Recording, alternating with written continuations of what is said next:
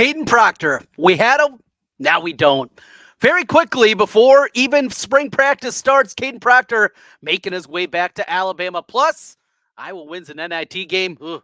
Today, Locked On Hawkeyes. You are Locked On Hawkeyes, your daily podcast on the Iowa Hawkeyes. Part of the Locked On Podcast Network, your team every day.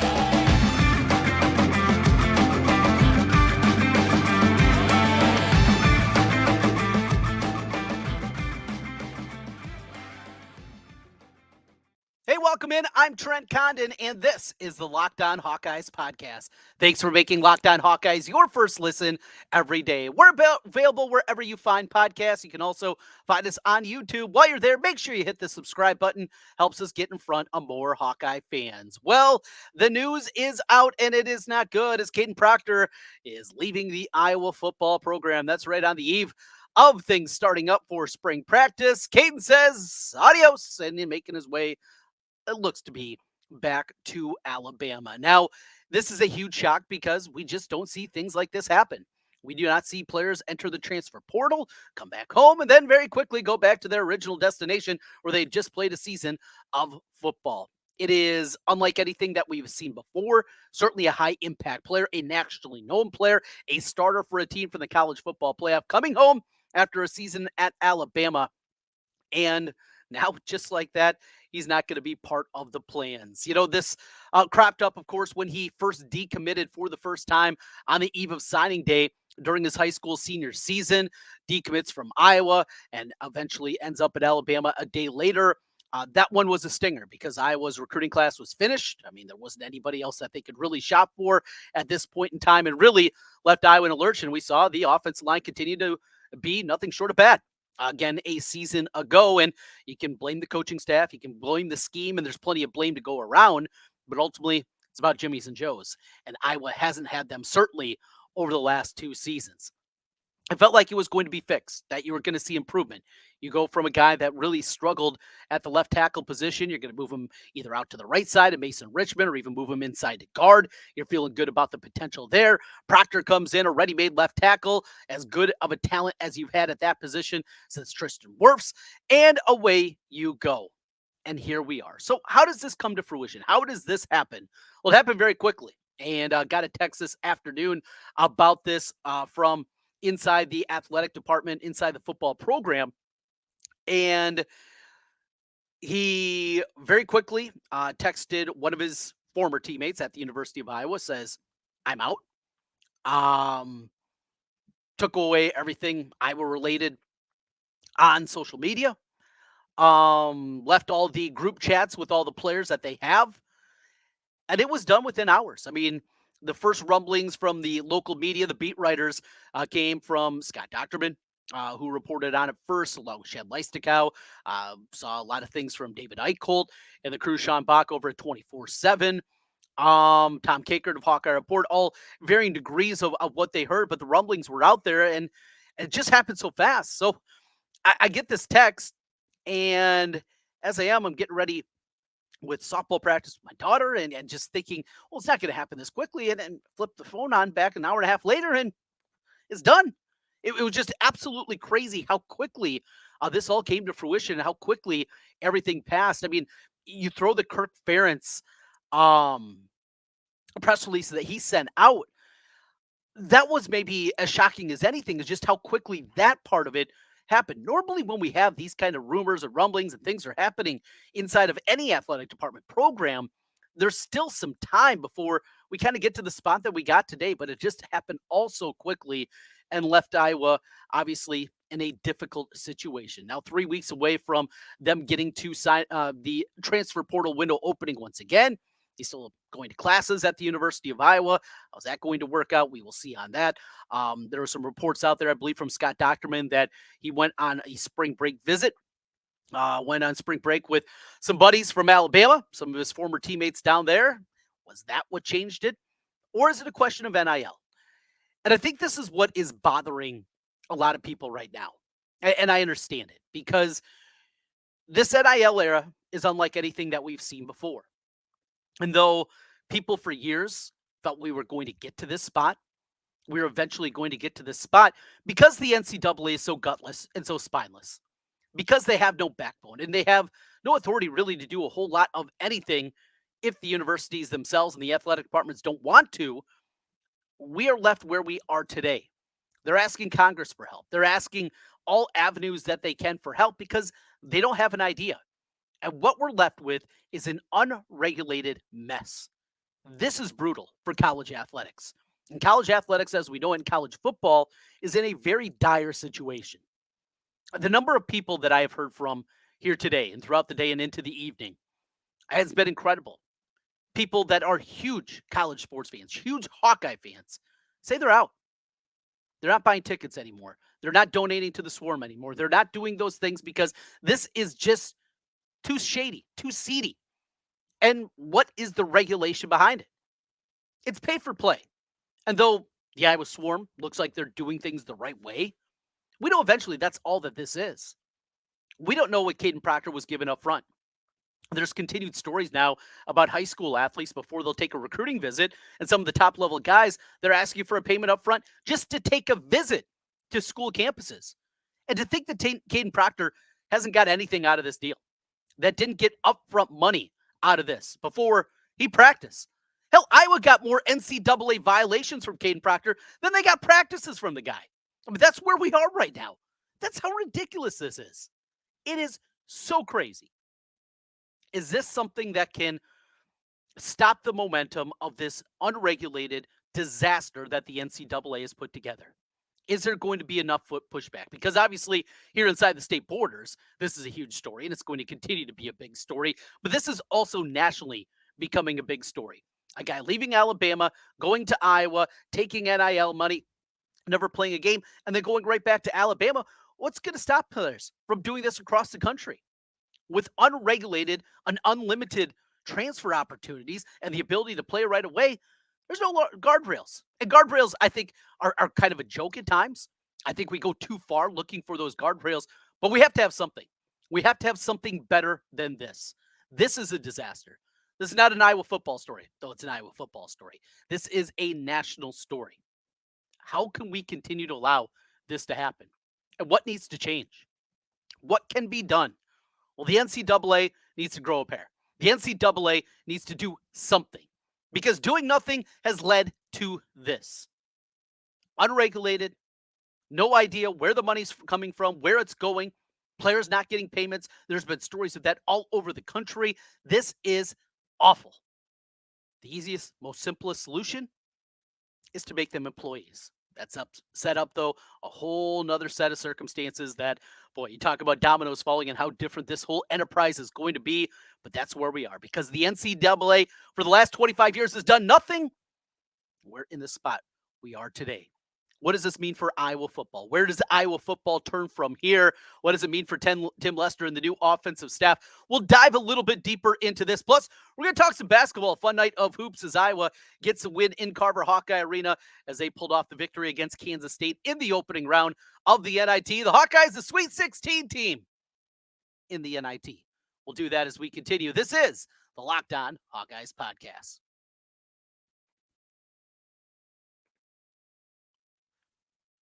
Tired of the same old daily fantasy grind where you make a roster, cross your fingers, and just hope for the best, or losing on the last leg of your pick'em entry? Introducing Bettor Together, the first cooperative daily fantasy platform where teamwork triumphs talent. And when you play with your friends, not against them, pick more or less on real-time player stats. Strategize with your partner to boost your odds and climb the leaderboard together. So grab a friend and join the social DFS movement. It is a really fun way to do this. I love what they're doing over here and working together with different people. Bettor Together. It's one thing, you sit around with some buddies, you're talking about some upcoming games, some ideas, some theories that you have, who you think's going to play well in those ones. It feels like a lot of times you can get an advantage just talking it out with somebody. And this is what you have an ability to do with the people over with Bettor Together. Download Bettor Together now from the App Store and sign up using promo code LOCKEDON for a chance to win your share of over $1,000 in cash prizes. Remember the code LOCKEDON because winning alone is fun, but it's better together. Today's episode of the Locked On Hawkeyes podcast is also brought to you by eBay Motors. Passion, drive, and patience. What brings home the winning trophy is also what keeps your ride or die alive. eBay Motors has everything you need to maintain your vehicle and level it up to peak performance. From superchargers, roof racks, exhaust kits, LED headlights, and more. Whether you're into speed, power, or style, eBay Motors has got you covered. With over 122 million parts for your number one ride or die, you'll always find exactly what you're looking for. And with eBay Guaranteed Fit, your part is guaranteed to fit your ride every time or your money back. Because with eBay Motors, you're burning rubber, not cash. With all the parts you need at the prices you want, it's easy to turn your car into the MVP and bring home that win. Keep your ride or die alive at ebaymotors.com. Eligible items only. Exclusions apply. eBay Guaranteed Fit only available to U.S. customers. Trent Condon back with you once again on the Locked On Hawkeyes podcast. As always, thanks for making Locked On Hawkeyes your first listen every day. Kadyn Proctor leaves. What does this mean? What it means at the very simplest terms. We thought the offensive line, I don't want to say was fixed, because I think that is maybe overstating what it was going to be. But the improvement was going to be significant because it's been bad the last two seasons. And though they were better than they were the year previous, still back in 2023, this was another bad Iowa offensive line. And for their standards, certainly at the lower rung. When you go back and talk about Kirk Ferentz over the last 25 seasons, I mean, this is definitely in the bottom half of what we saw a year ago and probably in the bottom 25th percentile of offensive lines that he had. Pass blocking has been bad. The scheme has been bad. Run blocking was better this year, still not great. The zone blocking scheme is something that is antiquated, and outdated in today's environment, and that's where we're left. So what do? Finding offensive linemen in the transfer portal is incredibly difficult. And there was a story a year ago from Bruce Feldman of The Athletic that talked just about that fact and how everybody is looking for them, from the highest of highs and the Alabamas and the Clemsons and the Florida States and the Ohio States and Michigans of the world, all the way down there looking to fix the offensive line. Ohio State a year ago did just that. They brought in two players from the transfer portal on their offensive line. One was okay, but they didn't hit at the level that they needed to. And he saw, for their standards, poor offensive line play this last season. Iowa needs to continue to shop, because from what we've seen out of this group, they don't have a left tackle. Mason Richmond, though he was banged up last season, he was nothing short of bad. And though I think there's talent there, and I think we've seen enough good things in the course of his career that he can be a good offensive lineman, I don't know if he can ever be a good left tackle, at least at the standard that Iowa needs as they're trying to implement a new offensive system. You know, so many times when you see new offensive systems implemented, as we'll see coming up this spring with Tim Lester and company and what they're working to do, one of the issues a lot of those times is how they're blocking. And any kind of changes that you're looking schematically on that front, how difficult it can be for a group of offensive linemen to do that. Iowa has a ton of experience. That's a good thing. Experience definitely helps. But are we all of a sudden going to see a huge leap out of these guys? I'm not sure if I can get there. Kadyn Proctor just helped out so much of what they were going to do. Going deeper into this, if this offensive line isn't as good, does that lead more in the RPO style that we anticipate we're going to see out of Lester's offense this season? Does that mean that we're going to have to see them running the football out of shotgun more? Is that something that is going to be an implementation that they're going to have to do? You know, the big road grader, 370-pound Kadyn Proctor, not there on the left side and dominating in the run game. Does that lead to even more shotgun plays for the Iowa offense coming up this season? You throw in the fact that you have a brittle quarterback in Cade McNamara that has had 2 season-ending injuries his last 2 go-arounds in a college uniform 2 years ago at Michigan, and, of course, a season ago with the Iowa Hawkeyes, even before the torn ACL. He had that injury that really slowed him down at the beginning of the season. We did not see a Cade McNamara that was at the level I think anybody expected, short of the first couple of drives of the season for the Hawkeyes this year. Well, what does your left tackle do? Of course, he protects the blind side. Yeah, that is a problem right there. Pass blocking has not been good. I think scheme was a major part of that, what they were trying to do. I'm hopeful that it's going to be better, but this is impactful. We can't just be sour grapes and say, he doesn't want to be a Hawkeye. We don't want him anyway. Come on. You need talent. You need talent to win. And they finally got high-level talent on the offensive line. And just like that, he is out the door. This is a blow. This is a blow from what Iowa was working to do,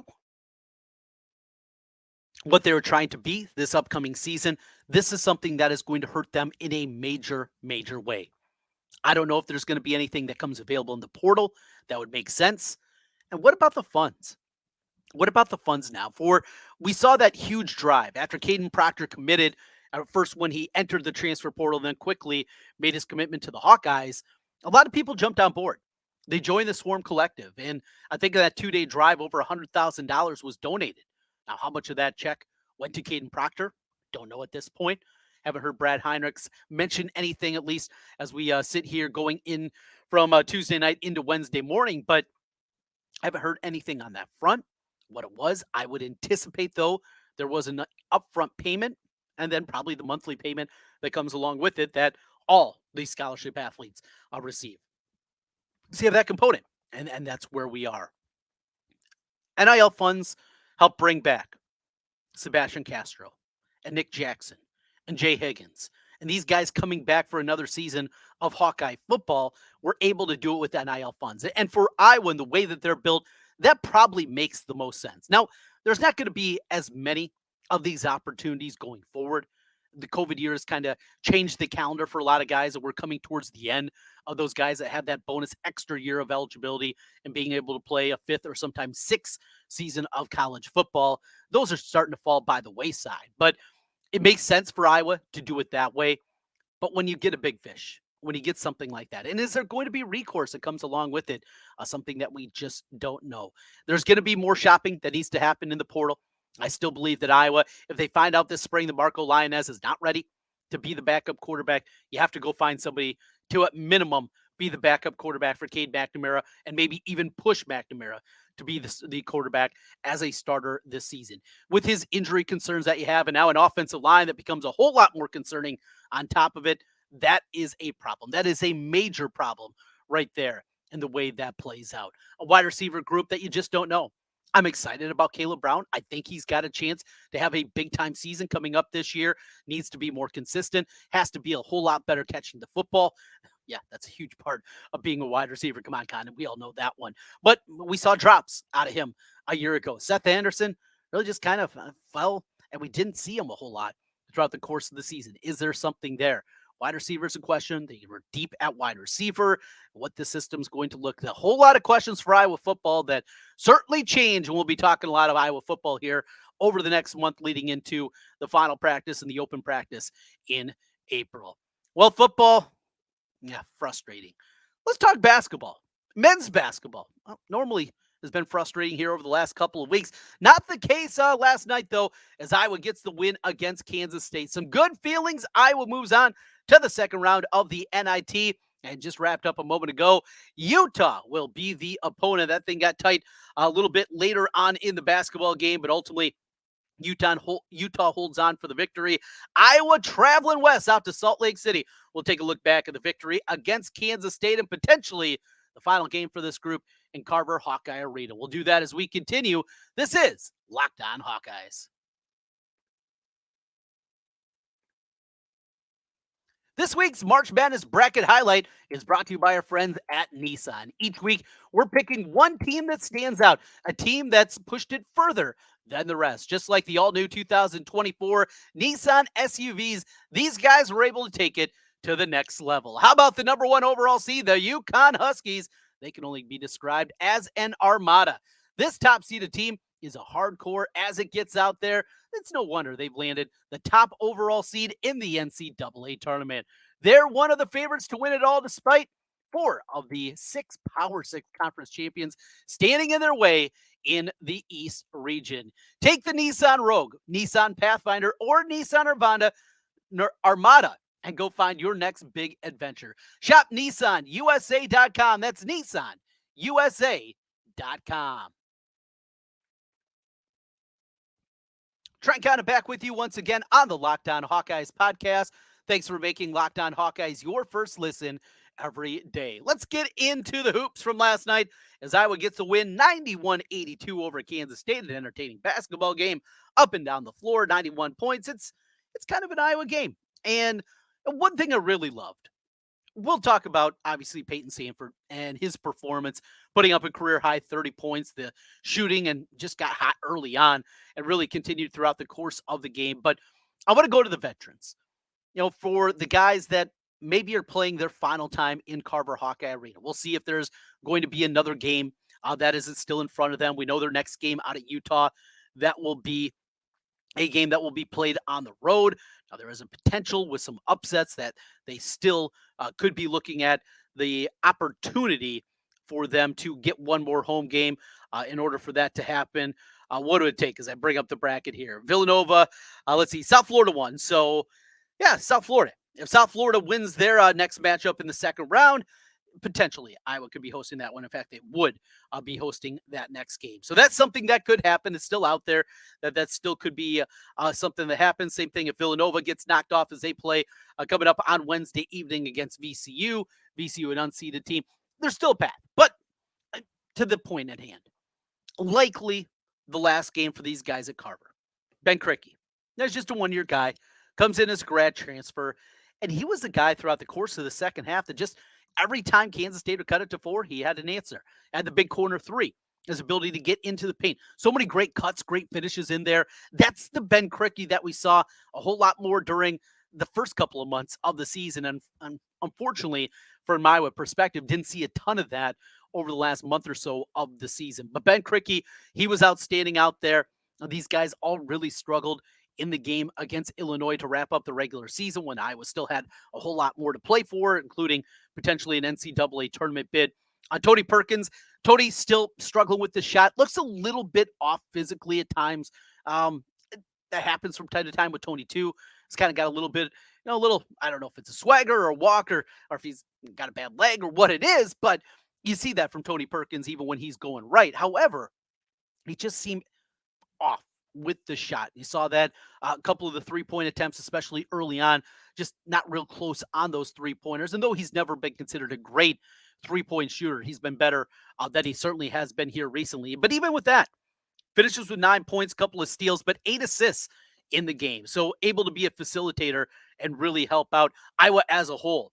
Really good on that front as well, as Iowa finishes the game in assists with 20 assists on 29 made field goals. So good numbers there for the Hawkeye team as a whole. And finally, Patrick McCaffrey. Scores 9 points. It's a 3-pointer during the first half. Has 3 rebounds. Need that from him. It can't be a goose egg or a 1, and we've seen too many of those throughout the course of his career in the rebounding for a 6'9" guy. And I know he's not big and physical. He's not a thick guy by any means. You just got to be able to rebound at a better clip than we've seen out of that. And he was able to help out a little bit on that end of the floor. So those 3 guys, just good to see them, if this is their final game in Carver, to get that bad taste out of their mouth. And the way that it ended against Illinois, you're getting blown out. It's 24-5. You're out of it. You cut it to 4. And as soon as you do, Illinois comes back with another run and really put that game away here a couple of Sundays ago. Mentioned Sanford, boy, what a stud. And he jaws a little bit. He likes to talk. He's got a little chirping to his game. I'm good with that. Way back in the day, a long time ago when I played, I like to chirp too. Now, I wasn't talented like Peyton Sanford. In fact, I was a pretty bad basketball player, but I could talk. And maybe that's the reason I'm still talking with you here today. I love that from Sanford, though. Double-double, 30 points and 12 rebounds. Career high for him. And I was shooting the basketball from the outside. Now, it's one of those simplistic thoughts, right? Well, if you make shots, you're going to win. And it's one of the simplest equations when you look at a box score anymore in basketball. Go first to the line of 3-point shooting. And more times than not, it's going to tell you who won the basketball game. But if Iowa, now it was 8 in the 7-11 3-point shooting, but if Iowa hits 10 or more threes in a game, they're undefeated this season. That says a lot. When they have 20 or more assists in a game, I think the number is 11-2 this season. Share the basketball, knock down some shots from the outside. That's what's going to get you going, certainly.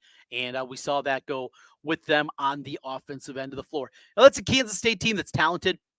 Perry's a really, really tough point guard. He's really good at getting to the rim, absorbing contact. They hold him to 2 of 13 shooting. There was a stretch. It was relatively, maybe midway through the second half, a little bit earlier than that, but I didn't mark down the time, and I should have. I apologize. But there was a sequence. It was kind of a scramble situation for Iowa defensively. And the way they played that scramble situation, we've seen this too many times in the Fran McCaffrey era where they're left so out of sorts where they don't look like they have a clue. I call high school basketball all during the wintertime on radio and on TV. I watch a lot of high school hoops. I call a lot of high school hoops. And with it, there's so many times where guys get out of sorts, but you don't see just the inexplicable dumb decisions that we've seen during this time from the Iowa defense and what they've done in the past. But that was a sequence where that wasn't the case. And people are closing out, but closing out and not flying by, closing out under control. That's what you need to do defensively. The switches were incredibly good. The scrambles were incredibly good. It was just such a great defensive sequence. And it's something where if you get beat physically, a guy's just faster than you off the bounce. He crosses you over, he gets to the rim. Hey, you chalk that up. That's going to happen. Those kind of things happen. But when Iowa gets out of position, those are the things that drive me absolutely crazy. And though, yes, they still gave up plenty of points in this one. And even in a night where K-State goes 8 of 30 from behind the arc and scores 82 points, I thought the Iowa defense at least showed some things to make it. We'll get ready for the Utah matchup coming up here a little bit later on in the week. We will preview that matchup against the Utes. We'll get an official start time for that one, likely coming up later today, and break that thing down. Also coming up this evening, we will get the first four with the 216 seeds playing off in the bracket for the Iowa women. So we'll find out who they're going to be playing. We'll break that down. We got spring practice starting up. It's a busy time. And it's a great time, no doubt about it, as we're going to see that side of it. But really excited for it. We'll be able to see Presbyterian against Sacred Heart at Carver Hawkeye Arena. That one is going to be a 6 o'clock tip-off on ESPN. No, check that. The Sacred Heart Presbyterian, that's the one that's going to South Carolina.